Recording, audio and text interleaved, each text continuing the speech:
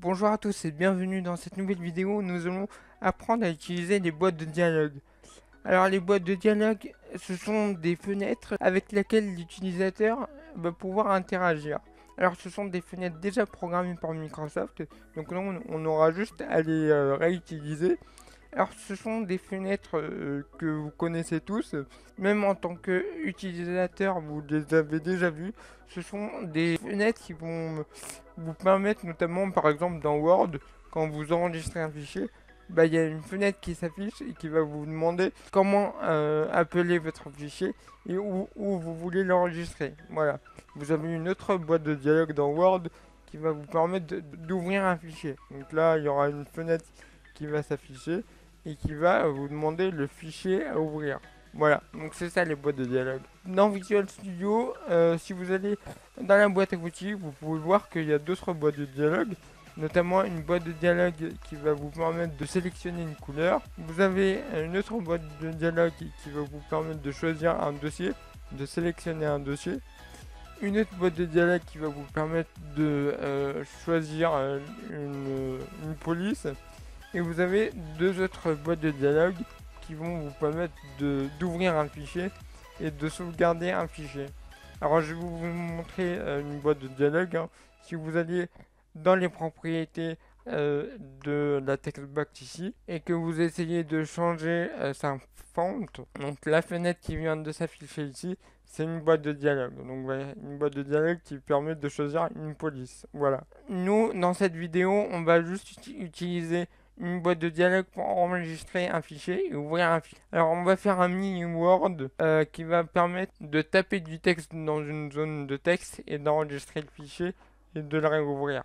Donc voilà, donc on va utiliser deux boîtes de dialogue qui permettent d'ouvrir et de sauvegarder un fichier. Alors, bon, j'ai créé un bouton qui s'appelle BT Open, un autre bouton qui s'appelle BT Save et une textbox qui s'appelle tout simplement TB. Alors j'ai changé la propriété multiligne ici pour pouvoir écrire sur plusieurs lignes. Donc sinon vous êtes limité à une ligne et vous ne pouvez pas faire un retour à la ligne. Et maintenant ce qu'on va faire c'est qu'on va ajouter des boîtes de dialogue. Donc on va aller dans la boîte à outils, dans la catégorie boîte de dialogue et on va ajouter le composant qui s'appelle Open File Dialog qui va nous permettre d'ouvrir un fichier. Donc vous allez l'ajouter à votre fenêtre.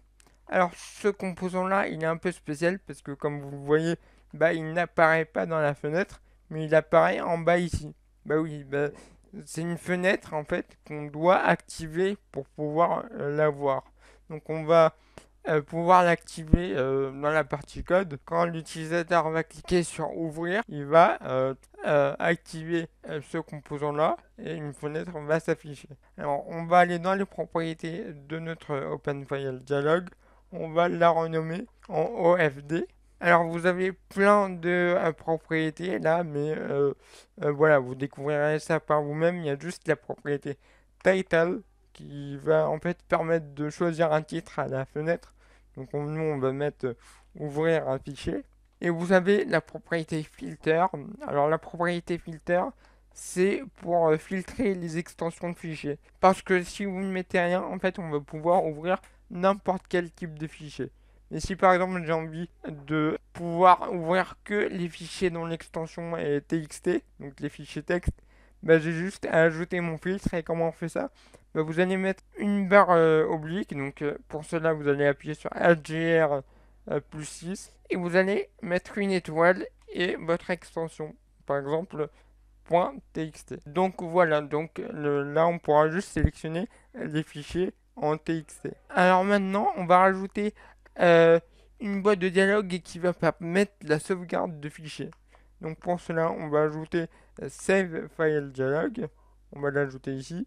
On va aller pareil dans ses propriétés, on va la renommer en SFD pour Save File Dialog. Et maintenant on va pouvoir programmer.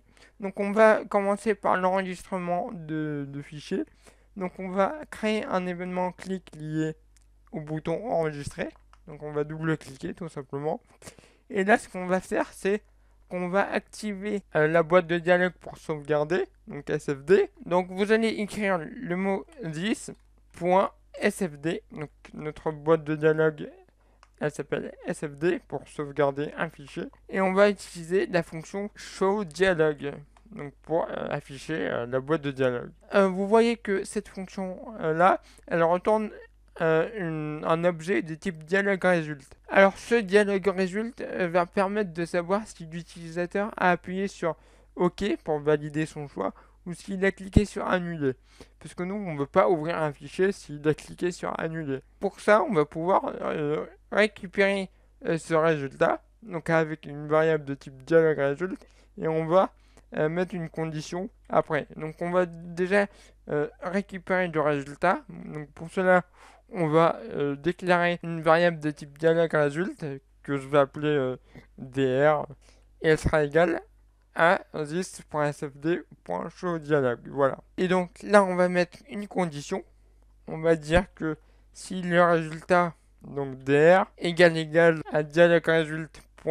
Et là, vous avez plein de possibilités. Vous avez OK, yes, no, sans celle. Alors ça, c'est annulé. Donc voilà, vous avez plein de choix. Et nous, on veut tester si l'utilisateur a cliqué sur OK. Quand vous sauvegardez un fichier, quand vous validez, vous appuyez sur le bouton OK. Et donc si c'est le cas, on va récupérer le chemin du dossier à enregistrer, enfin le dossier où sera enregistré le fichier. Donc pour cela, on va déclarer une string. On va l'appeler path pour chemin. Et elle sera égale à quoi? À notre boîte de dialogue 10.sfd.filename. Alors juste pour vous montrer, avant de passer à la sauvegarde réelle, on va juste afficher ce path. Donc on va écrire mbox et on va afficher path pour voir le résultat. Alors ce qu'on va faire, c'est qu'on va exécuter et on va faire enregistrer. Et si par exemple maintenant je sélectionne le bureau et que je mets un nom de fichier, par exemple test, et que j'enregistre, vous voyez que j'ai le chemin complet vers la destination, donc là où je veux enregistrer mon fichier. Voilà. Et donc nous, ce qu'on va faire, c'est qu'on va réellement enregistrer le fichier. Alors pour cela, on va récupérer le texte à enregistrer. Donc on va déclarer une string qu'on va l'appeler texte et qui sera égal au texte de ma TP, donc de ma textbox, donc this.tb.text.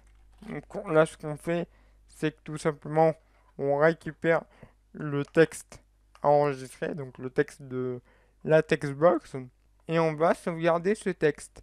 Alors pour sauvegarder du texte, vous devez ajouter ici le using system.io. Ça c'est pour travailler avec les fichiers, donc pouvoir lire et écrire des fichiers. Et donc maintenant, on peut utiliser la classe file.writeAllText. Donc ça c'est une fonction pour sauvegarder du texte. Et donc là, on nous demande le path, donc le chemin du fichier. Donc on va lui préciser path. Et en deuxième argument, le content, donc le texte à enregistrer. Donc nous, on va lui passer notre texte, notre variable texte.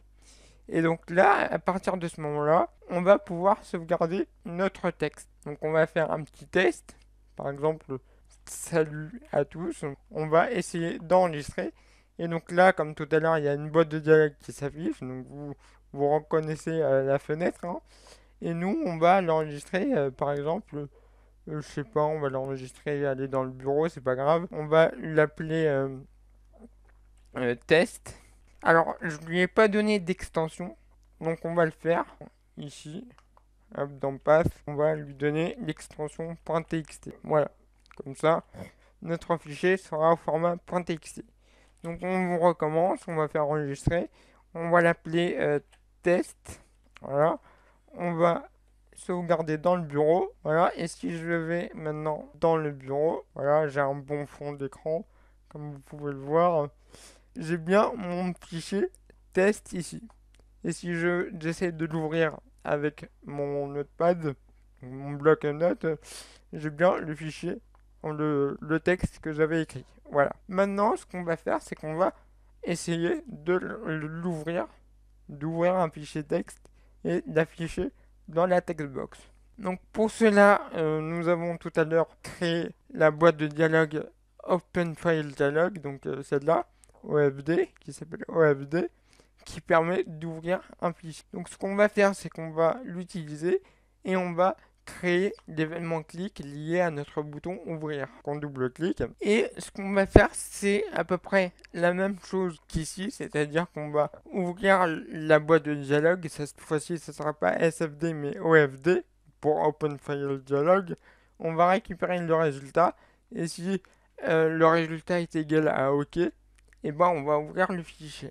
Alors pour cela, c'est simple, on va quasiment copier-coller. Donc vous allez déclarer une variable de type dialogue résulte qu'on va appeler dr qui sera égale à 10.ofd. On va utiliser pareil la fonction showDialog. On va mettre une condition qui va dire que si notre résultat dr est égal à dialogue résulte.ok, et ben on va ouvrir notre fichier. Alors pareil, on peut déclarer une variable qui va stocker le chemin du fichier à ouvrir, string path égale à 10.ofd.filename. C'est exactement la même chose. Et sauf que là, au lieu d'utiliser la fonction write all text, on va utiliser la fonction read all text. Donc on va du coup déclarer une string qui va stocker le texte égale file.readAllText et on va spécifier le chemin du fichier ouvrir. Donc nous c'est